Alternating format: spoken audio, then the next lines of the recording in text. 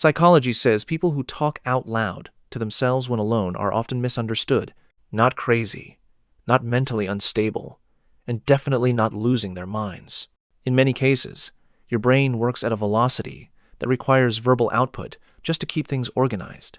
And if you have a habit of muttering, debating, or whispering to yourself throughout the day, there are real psychological reasons behind it. First, you have a high-functioning cognitive system that demands clarity. If you talk to yourself, you probably aren't hallucinating conversations. You are materializing your thoughts. Research shows that vocalizing a thought makes it tangible, allowing you to examine it objectively. You'd rather hear the idea out loud than let it bounce around chaotically in your head. Most people's minds are full of fog and abstract feelings. Your brain seeks structure. You use your voice to give physical form to your ideas so you can analyze them, critique them, and improve them. You aren't struggling to think. You are thinking so deeply that silence isn't enough to contain it. Now, giving structure to your thoughts explains why you debate yourself in the shower. But it doesn't explain why you mutter to yourself when you're looking for your keys or trying to solve a problem. That comes down to a specific evolutionary trait. Second, you use verbal cues to heighten your visual perception and focus. People who talk to themselves aren't just making noise. They are upgrading their processing speed. Research shows that saying the name of an object you are looking for actually activates the visual cortex in your brain. Psychology calls this stimulus upregulation. When you say phone or keys out loud, your brain visualizes the item faster and filters out distractions, while others wander around aimlessly. You are programming your brain like a search engine. You talk to yourself because you are hyper-focused on efficiency. You aren't losing it. You are executing a task with higher precision than the average person.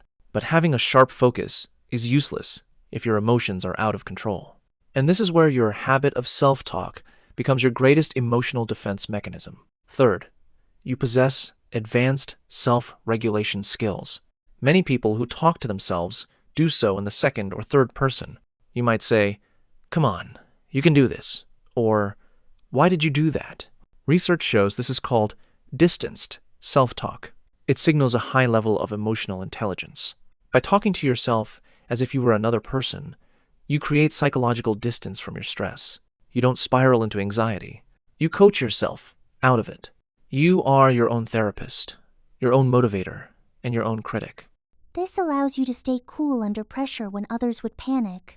You don't need someone else to calm you down, because you have already mastered the art of soothing your own nervous system.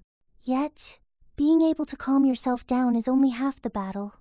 You also need to retain the massive amount of information you consume. This is where your voice acts as a biological hard drive. Fourth, you are hacking your long-term memory retention. People who talk to themselves often have a sticky memory for things that matter.